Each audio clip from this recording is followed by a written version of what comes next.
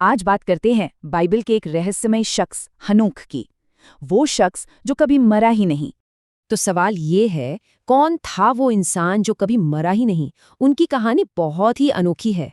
उनकी कोई आम मौत नहीं हुई, वो बस गायब हो गए, क्योंकि परमेश्वर ने उन्हें उठा लिया था। तो हनोक थे आदम की 7वीं पीढ़ी में, मतूशेला के पिता और महान नूह के परदादा। उनके जीवन की 4 खास बातें हैं जो उन्हें बाकियों से बिल्कुल अलग बनाती हैं। ये नंबर देखिए, 300 साल। इतने वक्त तक हनोक परमेश्वर के साथ साथ चलते रहे। अब साथ चलने का मतलब कोई असल वॉक नहीं, बल्कि एक गहरी आध्यात्मिक संगति थी। पूरी बाइबल में सिर्फ 2 ही ऐसे लोग हैं जो मरे नहीं, हनोक और भविष्यवक्ता एलिया। ये कोई मौत नहीं थी, बल्कि एक बदलाव था। परमेश्वर ने उन्हें सीधे स्वर्ग में उठा लिया। दूसरी सबसे बड़ी बात थी उनका गहरा विश्वास। यही उनके रिश्ते की बुनियाद थी। उन्हें ये गवाही मिली कि उन्होंने परमेश्वर को प्रसन्न किया, और बिना विश्वास के ये मुमकिन नहीं था। वो सिर्फ एक पवित्र इंसान ही नहीं, बल्कि एक भविष्यवक्ता भी थे जो लोगों को चेतावनी देते थे। उनकी विरासत को उनके परिवार में भी देखा जा सकता है, जैसे उनका बेटा मतूशेला और परपोता नूह।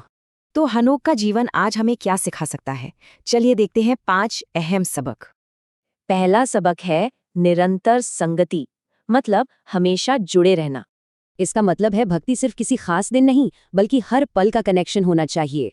दूसरा सबक, धारा के विरुद्ध चलना। हनोक अपने जमाने के भ्रष्टाचार के खिलाफ खड़े हुए। मतलब हमेशा सच का साथ दो, भले ही आपको अकेले ही क्यों न खड़ा होना पड़े।